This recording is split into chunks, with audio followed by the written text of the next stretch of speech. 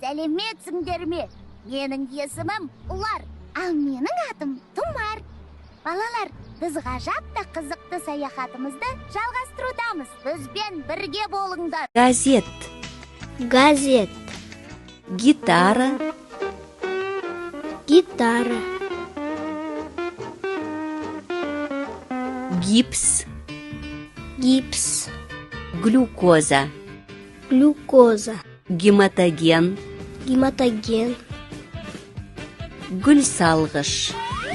Гүл салғыш. Гүл.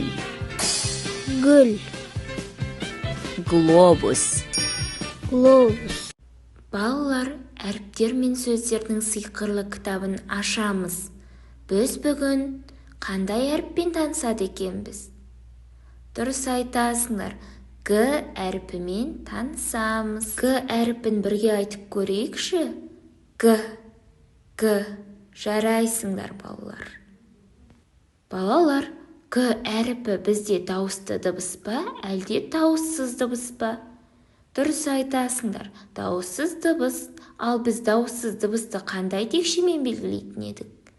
Дұрыс айтасыңдар, көк текшемен. Балалар, Г әріпін бірге жазып үйренейік. Бас әріпін жазу үшін солға иілген қармақша және сол жағы тұйықталған түзу сызық. Ал кіш әріпі оңға және солға иілген қармақша. Тамаша, балалар. Осымен бүгінгі сабағымыз аяқталды. Келесі кездескенше.